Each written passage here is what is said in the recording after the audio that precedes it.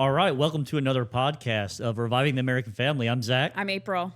and we are going to talk about some solutions on buying in a housing market where the prices of homes are more expensive than what they used to be. So we just did a podcast on kind of some of the reasons why they're expensive, just to build it out. But now we want to give you guys some solutions, and I think these will be helpful for you, especially if you're a newer home buyer. I'm kind of focused a little bit more on that, but I think this could help out everybody. Number one, so as we look at this, make sure your expectations are correct.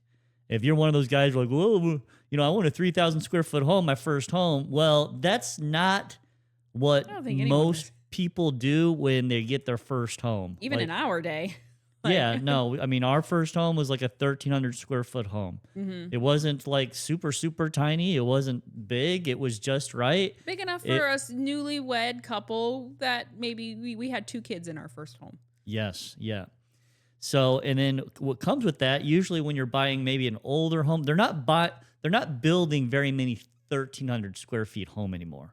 Like, they're not building starter homes. Yeah, they're really not. They should. They're building. It's a profitability thing. They make a lot more money off of the bigger homes. They're not even building a lot of what I would consider, middle class homes. So a lot of them are the upper end homes. You see a lot of these new neighborhoods where it's a 3,000 plus square foot, which is still middle class, but a brand new 3,000 square foot home these days is over $500,000, and that is tough for most of us.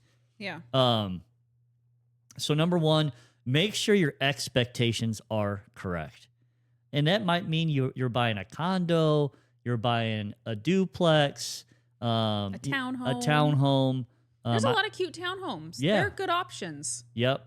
And so buy real estate, though. Don't wait. Don't say, hey, I can't do this. You need to buy real estate. Real estate historically is a great investment. It starts your family out correctly.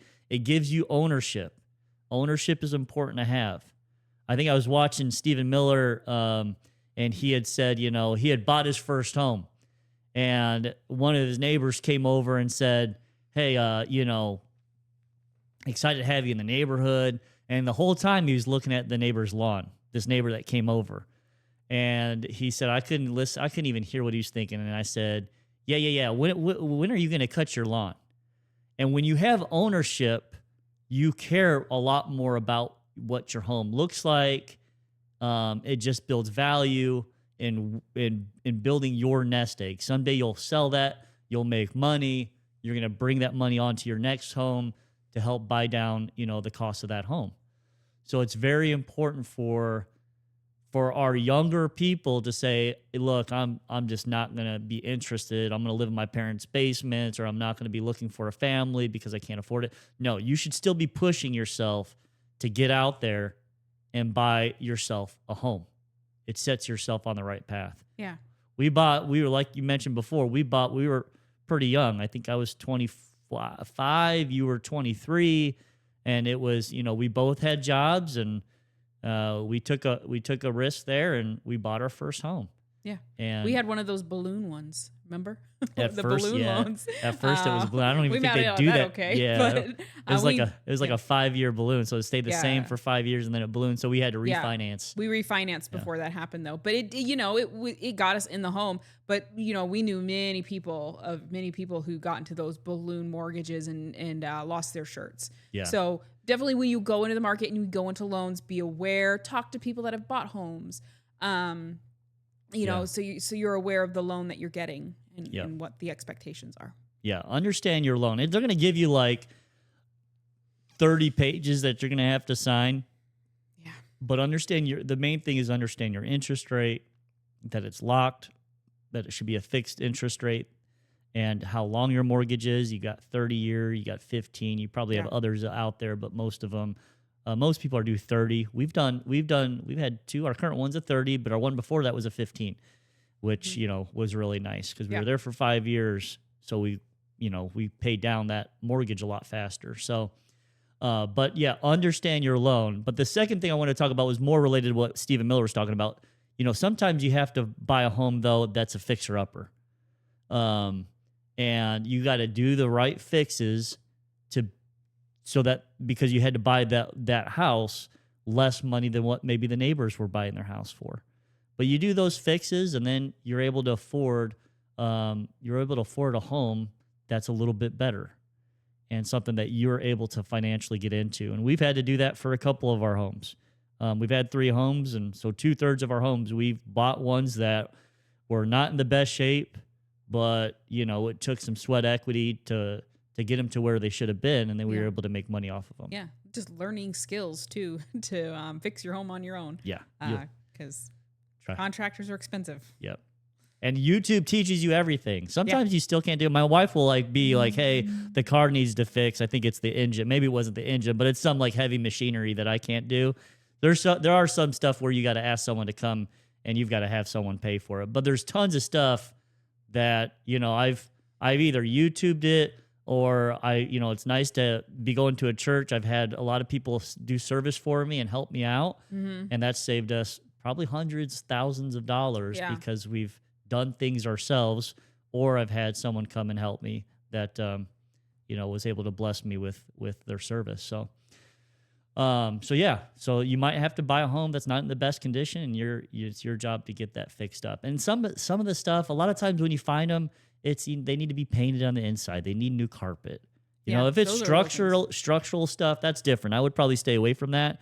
But if it's like, hey, I got to spend a few $100 on paint, or $500 on paint to paint the inside, Learn how to paint. That's stuff that you can do. It's not complicated. Yeah, I hate painting, but I do it all the time. Yeah, because it's just something you got to do. Yep. So the other thing is just make sure when you're young. People make mistakes and they don't pay their bills. Their credit goes down. They don't understand. It's hard to even understand credit at my age, exactly how it works. I just know if you pay your bills, your credit's going to be good. If you decide not to pay your bills, or if you're late every time, your credit's not going to be good. So that credit is there to signal for people, can they trust you with the amount of money they're about to lend to you? Yeah, every bill you pay, that creditor reports that to the credit bureaus. Then they give you a score on that. Yeah. And if you're just starting out, you won't have any credit. You've got to you kind of have to bite the bullet, pay a little bit more for things. But the point is, they make you pay more if your credit's bad because they're trying to kind of push you out of the marketplace. Yeah. Because they don't trust you as much. So if you've got credit issues, you got to get them fixed. Before you purchase a house would be the best thing. That way you can get the lowest interest rate. You can also pay down your debt to get the best rates. So if you've got issues right now, there's companies out there that will teach you how to do that, to pay down your debt, to start building your credit. I would recommend that because it'll be a benefit to you. Speaking of paying down, you can buy down mortgage rates also. That's something that we've done. Maybe it's, right now I think it's a 6.1 or 2 interest rate. And maybe they'll say, yeah, you can buy it down and get it all the way down to 5.8.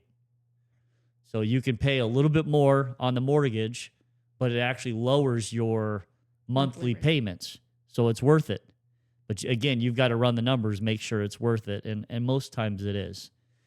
So that will help you get into a house that you can afford by making sure your interest rates are as low as possible. And then remember, maybe you say, Zach, it's, I have a 6% interest rate.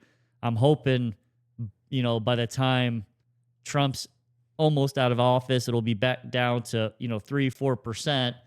Don't wait. You got to jump into it. You can refinance later. You need to own your own home. Don't wait for it. Get into the housing market as soon as you financially can.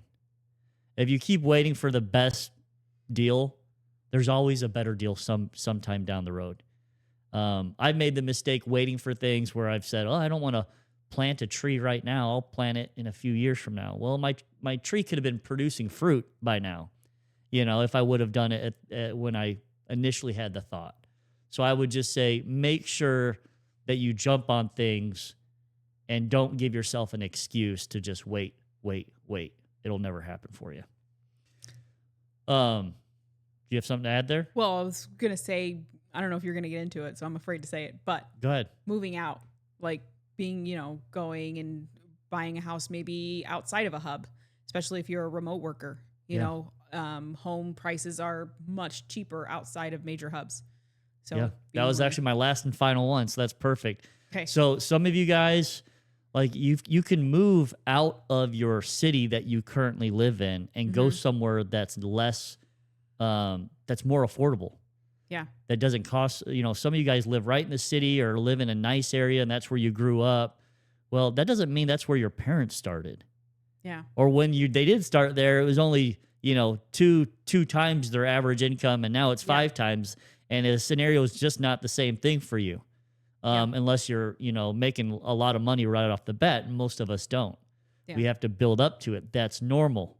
You have to build up to things. So, and honestly, we live out in the country and it's the best place I've ever lived. Yeah. I love living here because I've got my own land. We're actually going to do a podcast on that later, showing you a little bit of our evolution. So you can see, okay, Zach, what was your first house? What was your second house? What was your third house? What was your fourth house?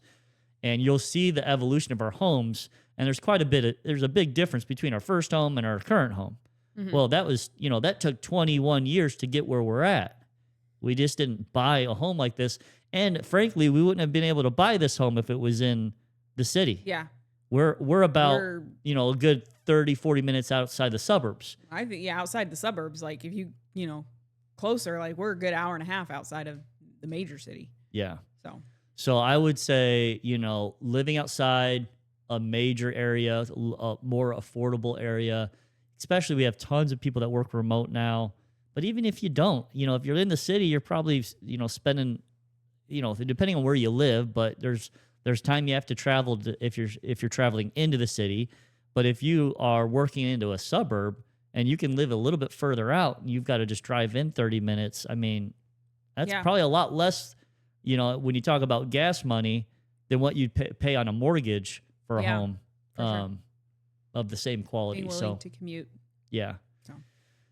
So that's what I wanted to go over today. We talked about some of the issues. I didn't want to leave you guys depressed thinking that, I'll never be able to afford a home. And no, you can afford it. You just got to make the right decisions for you financially. And so go out there, buy real estate. It's a good investment.